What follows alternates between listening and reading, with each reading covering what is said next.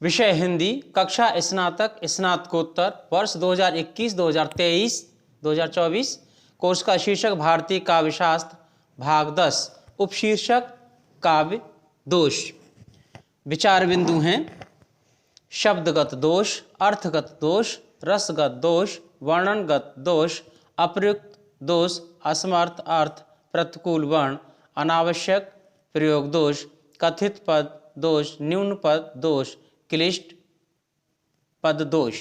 मैं doctor Rajmuni, associate professor Hindi तथा अन्य भारतीय भाषा विभाग, महात्मा गांधी काशी विद्यापीठ, वाराणसी।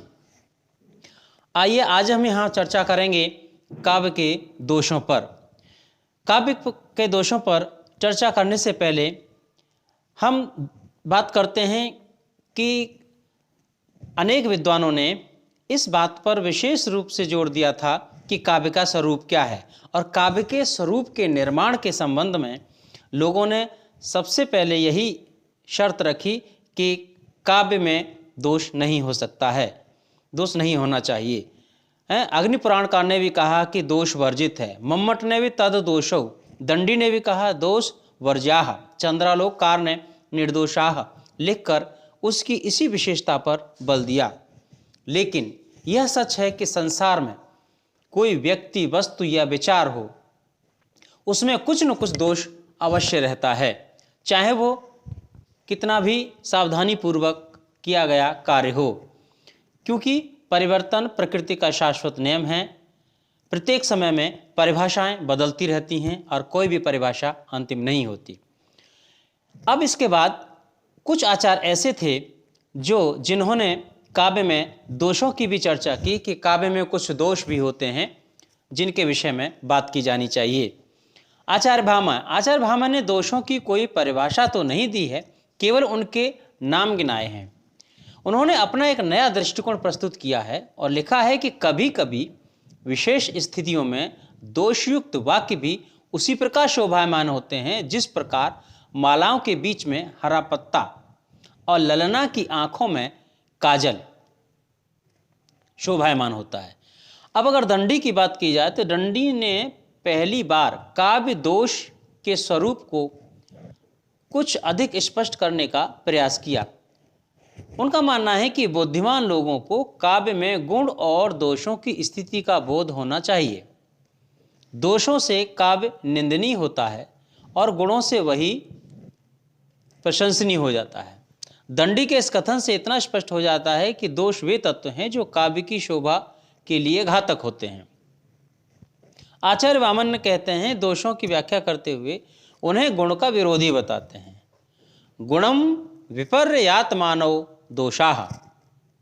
आचार्य मम्मट दोष के स्वरूप पर चर्चा करते हुए लिखते हैं कि मुख्यार्थ हत्य दोषौ रसश्च मुख्यतश्चादा श्रमाद्वाश्च उपयोगिनः इस्युः शब्दात् दास्तेन तेवपि सह।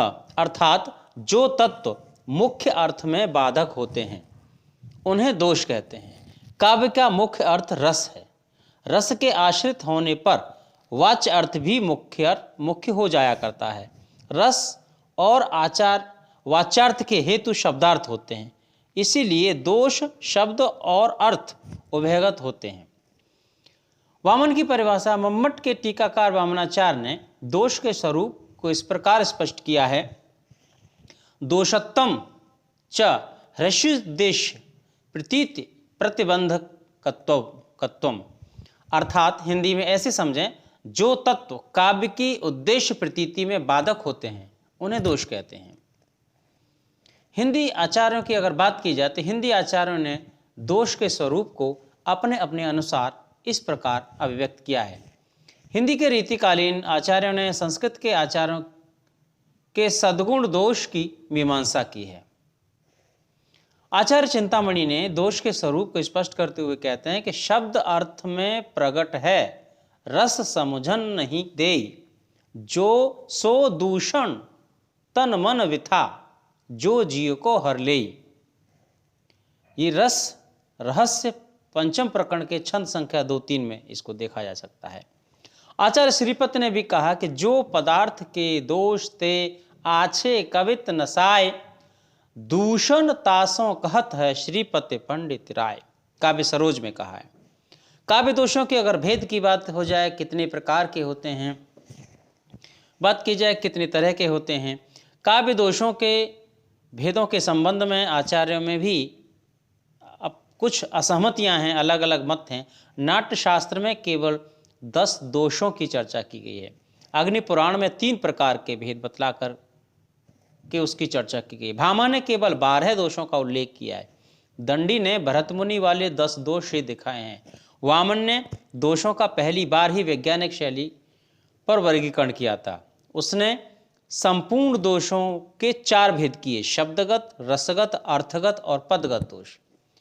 आचार्य मम्मट ने भी दोषों के 4 भेद ही स्वीकार किए हैं, किंतु वे वामन से कुछ अलग हैं। उनके नाम हैं पदगत, वाक्यगत, अर्थगत, रसगत। मम्मट ने इन समस्त दोषों की संख्या 80 तक पहुंचा दी है। आचार्य विश्वनाथ ने इस दिशा में मम्मट का अनुकरण किया। हिंदी आचार्यों द्वारा दोष भेद निरूपण की अगर चर्चा की जाए तो हिंदी आचार्यों ने अधिकतर दोषों के 3 भेद ही स्वीकार किए हैं।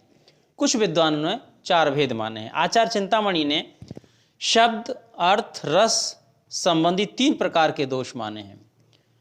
उनका उद्धरण दोष स्वरूप विवेचन में दिया, चर्चा हो चुकी है। आचार्य कुलपति भी दोषों के 3 भेद मानते हैं।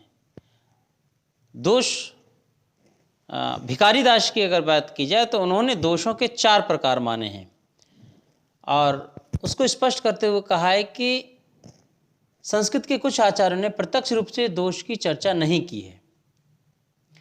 उन्होंने दोष के लिए अनौचित्य शब्द का प्रयोग किया है।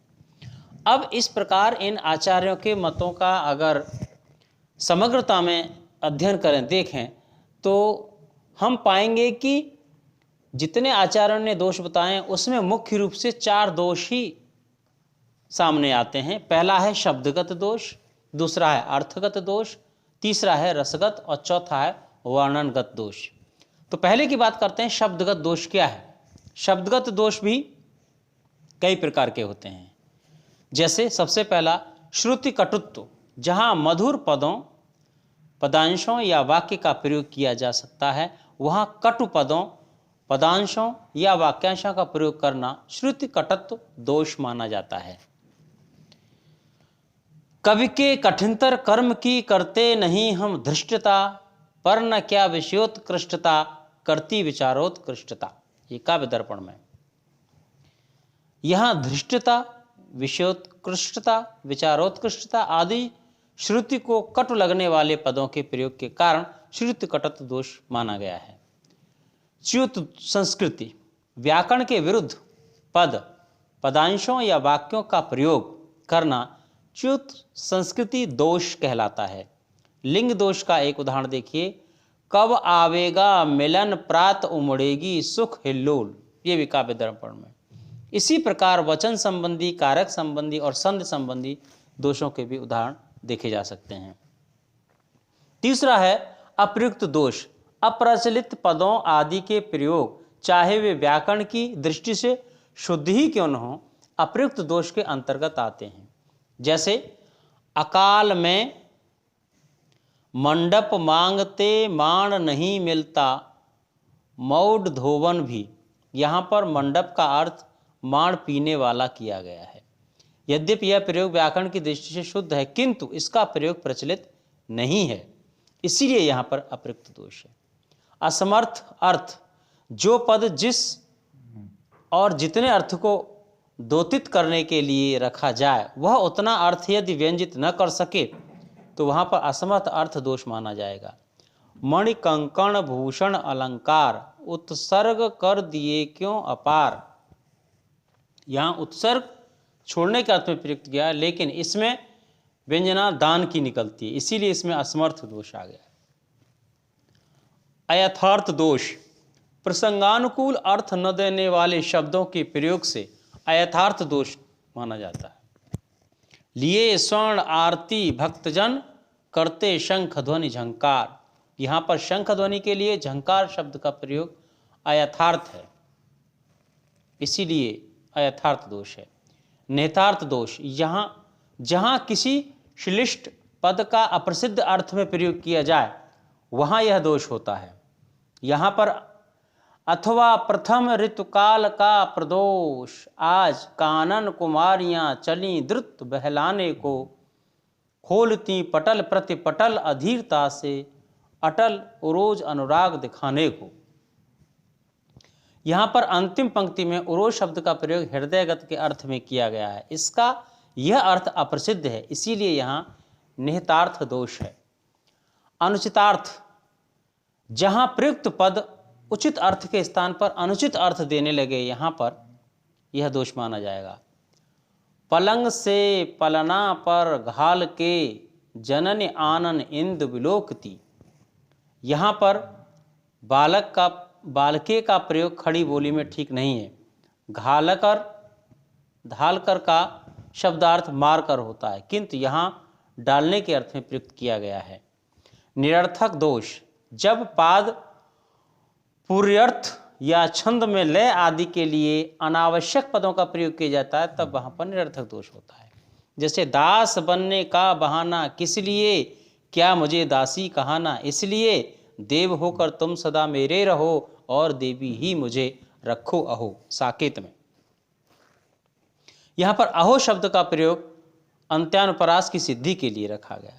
अवाचक दोष, जहाँ ऐसे शब्दों का प्रयोग मिलता है जिनको कवि किसी भाव विशेष की व्यंजना के लिए नियोजित करता है, किंतु वह शब्द उस भाव व्यंजना में समर्थ नहीं हो पाता है, वहाँ पर अवाचक दोष कहा जाएगा।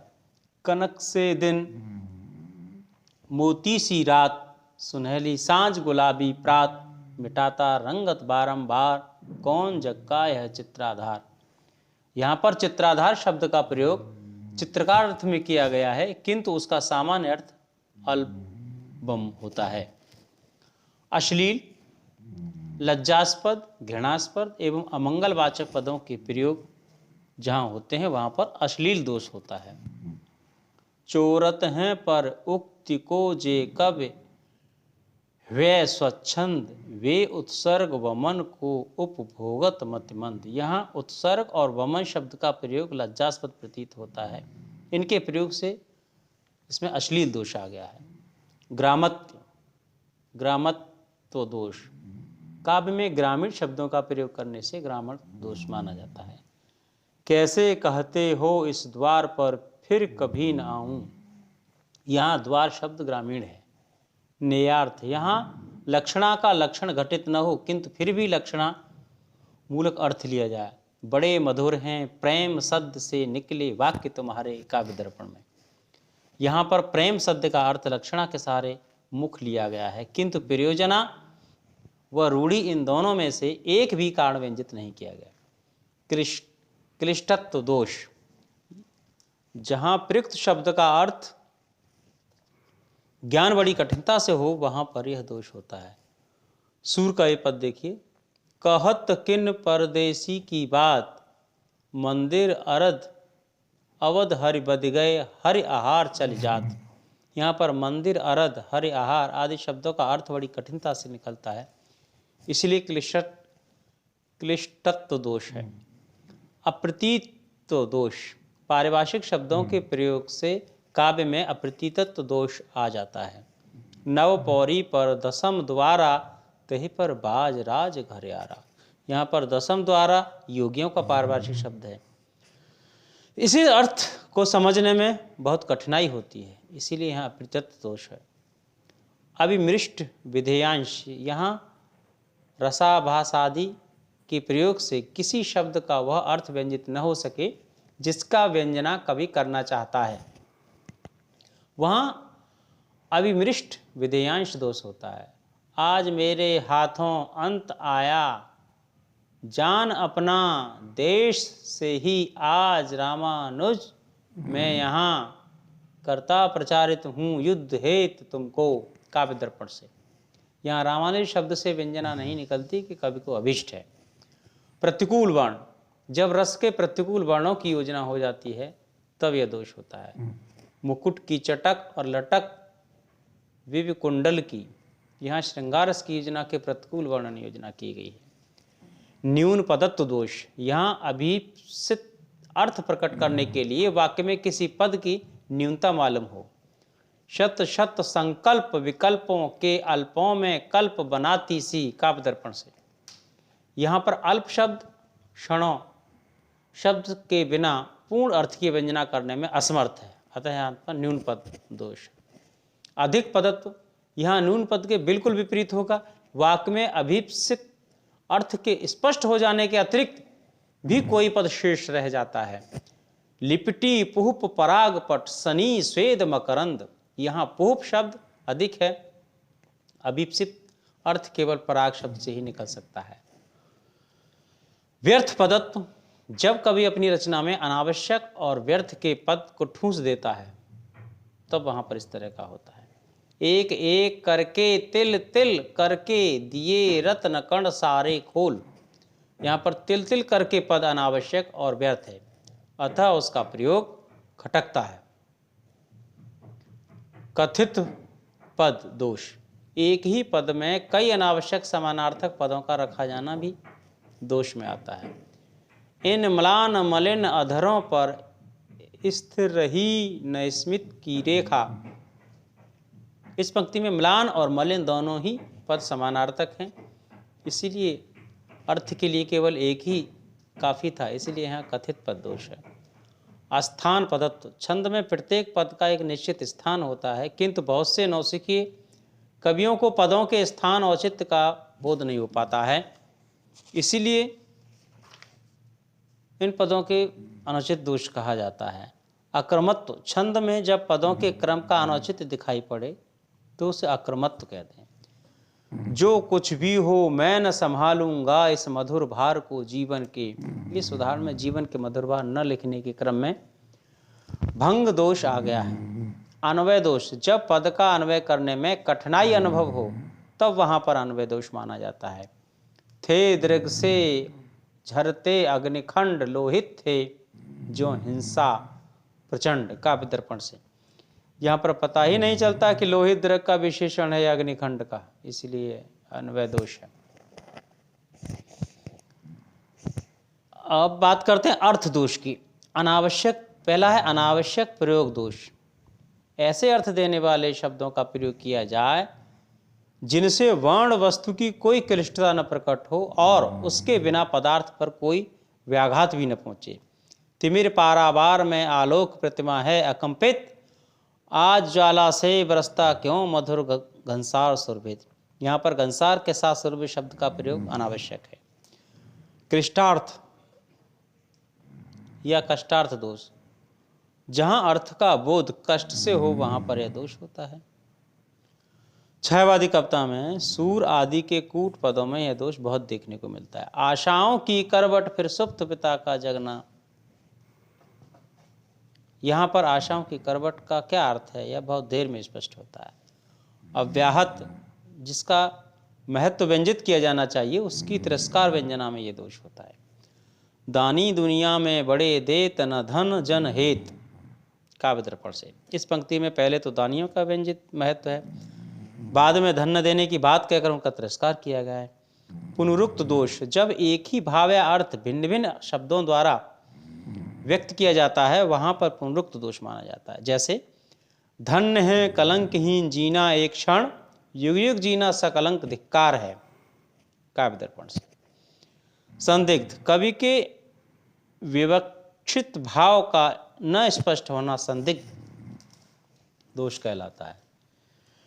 निर्हेतु दोष, जब कवि किसी बात का प्रतिपादन करके भी उसके हेतु को स्पष्ट नहीं कर पाता है तब वहां निर्हेतु दोष माना जाता है। काव्य दर्पण से देखिए, घर घूमत स्वान सम लेत नहीं कछुदेत, उपरोक्त पंक्ति में कवि ने ऐसे व्यक्ति का वर्णन किया जो द्वार द्वार पर जाता है किंतु देने से कुछ भी नहीं लेता है। वह देने से क्यों नहीं लेता है यह स्पष्ट नहीं है। प्रसिद्ध विरुद्ध, जिन वस्तुओं के संस्कार जनता के हृदय में जिस रूप में वर्तमान हो उनके विरुद्ध वर्णन करना प्रसिद्ध दोष है। हरे दौड़े रण में लिए कर में धनवा बाण। यहाँ पर कृष्ण का धनुष बाण लेकर दौड़ना परंपरा विरुद्ध है। दुष्कर्मत्व दोष, लोक और शास्त्र के विरुद्ध वर्णनों में दुष्कर्मत्व दोष माना जाता है। किसने रे क्या क्या चुने फूल, जग के छवि उपवन में अकूल, इसमें कल किसले कुसुम शूल का दर्पण से। प्रस्तुत अवतरण में किसले कली कुसुम यह क्रम रहता तो ठीक होता, लेकिन ऐसा नहीं है, इसलिए दुष्कर्मत्व दोष है। विद्या विरुद्ध, किसी विद्या के विरुद्ध कथनों में विद्या विरुद्ध दोष माना। वह एक अबो प्रबोध अचेतन बेसुध चैतन्य हमारा। उपरोक्त पंक्ति में चैतन्य को अबोध और अचेतन कहा गया है, ये थोड़ा सा ठीक नहीं है। अविनीकृत दोष, जहाँ अनेक अर्थों का एक ही प्रकार से वर्णन किया जाए। लौट आया पौरुष हताश आर्य जाति का, लौट आई लाली और आर्य वीरों के नयनों में, यहाँ पर लौट आई की पुनरावृत्ति है, इसीलिए दोष, यह दोष है। साकांक्षा, जहाँ अर्थ की पूर्णता के लिए कुछ शब्दों का अंतर्भाव करना पड़े। इधर रह गंधर्वों के देश पिता की हूँ प्यारी संतान, प्रसाद की कामानी से। इन पंक्ति में अर्थ करते समय प्रथम चरण में मैं और द्वितीय चरण में अपने शब्दों की योजना कुछ अनुचित है। अपदयुक्त दोष, जहाँ पर ऐसे पदों में वाक्यों का प्रयोग किया जाए जिसके अर्थ का मंडन होने के स्थान पर खंडन हो जाए। सद्वंशज लंकाधिपत शैव सुरजयी और पर रावण रहते कहाँ सतगुण मिली एक ठौर, यहाँ रावण के दुर्गुणों के मंडन के ताप में खंडन हो गया है। सहचर भिन्नता, सुंदर और असुंदर, उत्कृष्ट और निकृष्ट का एक साथ वर्णन, ये इस प्रकार का दोष बन जाता है। प्रकाशित विरुद्ध, जिस अर्थ को कवि प्रकाशित करना चाहता है, कवि अकौशल से जब उसका विरोधी अर्थ व्यंजित होने लगता है तो इस प्रकार का। मन उन्हें रखने लगे जो यामिनी का रूप, वह अनंत प्रकार छाया फैलती अरूप। यहाँ अरूप शब्द का प्रयोग प्रकाशित विरुद्ध है। अश्लील, जहाँ लज्जाजनक अर्थ की व्यंजना हो वह अश्लील दोष है। कहे सतभाव भई कंठ लागू, जन कंचन और मिला सुहागू। इन पंक्तियों में मिलन की अश्लील व्यंजना की गई है। अब बात करते हैं रस दोष की। पहला है स्वशब्दवाच्य दोष, जब किसी रस विशेष के विभावाद की उपयुक्त योजना न कर कभी उस रस या उसके अंगों का कथन मत कर देता है, तब वहां पर यह दोष होता है। मुख सुकह लोचन श्रवण शोक न हृदय समाय, मनौ करुण रस कमल लय उतरा अवध बजाय। यहाँ शोक स्थायी भाव है, करुण रस का कथन मात्र किया गया है। विभाव और अनुभाव की कष्ट कल्पना, जहाँ विभाव और अनुभाव के निश्चय करने में कठिनाई हो। यह अवसर तज कामना किन पूरन कर लेव, वेदिन फिर अहें नहीं यह क्षण भंगुर देह। यहाँ आलंबर रूप व्यक्ति का निश्चय करना कठिन मालूम होता है। परिपंथ सारंग परिग्रह, अभीष्ट रस के विरुद्ध रस की सामग्री के उल्लेख में यह दोष होता है। इस पार प्रिय मधु है तुम हो, उस पार न जाने क्या होगा। पहली पंक्ति में श्रृंगार का परिपाक है, दूसरी पंक्ति में निर्वेद का। इसीलिए यहाँ पर जिससे श्रृंगार रस के परिपाक में बाधा पहुँचती है, रस की पुनः पुनः दीप्ति, यह दोष केवल प्रबंध काव्यों में ही देखने को मिलता है। अकांड प्रथन, जहाँ प्रस्तुत रस की उपेक्षा कर अप्रस्तुत रस का विचार किया जाए, वहाँ ये होता है। अकांड छेदन, जब रस का पूर्ण परिपाक हो ही रहा है तो उसी समय किसी कारण से रसभंग कर दिया जाए। अंगभूत रस की अतिवृद्धि, काव्य और नाटक में एक रस अंगी होता है और दूसरा रस अंग हुआ करता है। जब कवि प्रधान या अंगी रस की उपेक्षा कर अंग रस के परिपाक को महत्व देने लगता है तो वहाँ पर रस दोष माना जाता है। अंगी की विस्मृति, जब कवि अंगी रस के परिपाक को भूल जाता है वह अंगी की विस्मृत नामक रस दोष माना जाता है। प्रकृति विपर्य, नाटक काव्यादि में नायक प्रायः तीन प्रकार के हुआ करते हैं। दिव्य, दिव्यादिव्य यानी देवता अवतार, आदिव्य, अदिव्य मनुष्य। इनकी कृति के अनुकूल इनका चरित्र विकास दिखाना चाहिए। जो कवि की प्रकृति है या दिव्य में अदिव्य के रूप में गुण का प्रकाश दे तो उसके काव्य में इस प्रकार का दोष। अनंग वर्णन, काव्य में दो प्रकार का रस हुआ का, अंगी और अंग। अंग रस अंगी का पोषण करता है। कभी कभी अंग रसों के स्थान पर अनंग रसों की योजना करने लगता है, जिससे मुख्य रस की पुष्टि नहीं हो पाती है। अब बात करते हैं वर्णन दोष। वर्णन दोष 4 प्रकार के माने गए हैं। पूर्वापर विरोध, यह दोष प्रबंध काव्यों में ही अधिकतर देखने को मिलता है। एक बात पहले कही जाए और फिर कुछ देर बाद उसमें विपरीत बात का कथन कर देना पूर्वापर विरोध नामक दोष होता है। प्रकृति विरोध, जो बात प्रकृति स्वरूपों के विरोध में रखी जाती है वहाँ प्रकृति विरोध दोष होता है। अर्थ विरोध, जब कभी ऐसी बात कहता है जो प्रत्यक्ष विरोधी प्रतीत होती है तब वहाँ अर्थ विरोध नामक दोष होता है। स्वभाव विरोध, जब कभी किसी का चित्रण इस प्रकार करे कि वह वर्णन उसके स्वभाव गुणों के विरोध में हो तो वहाँ पर स्वभाव विरोध होता है। जैसे फाड़ फाड़ कर कुंभ स्थल मदमस्त गजों को मर्दन कर दौड़ा सिमटा जमा उड़ा पहुँचा दुश्मन की गर्दन पर। इन पंक्तियों में एक अश्व का वर्णन किया है, किंतु यह वर्णन अश्व के स्वाभाविक गुणों के वर्णन के विरोध में है। इसके अलावा भी अन्य विद्वानों ने, अन्य आचार्यों ने अनेक दोषों की चर्चा की जिनका यहाँ वर्णन करना संभव नहीं है। इस प्रकार हम कह सकते हैं निष्कर्ष रूप से कि जिस काव्य में गुण होते हैं उसमें कुछ न कुछ दोष अवश्य होते हैं, और निर्दोष तो शायद ही संसार में कोई व्यक्ति, वस्तु, विचार या अवधारणा हो, यानी कोई न कोई दोष तो लगभग सभी में होता है। धन्यवाद।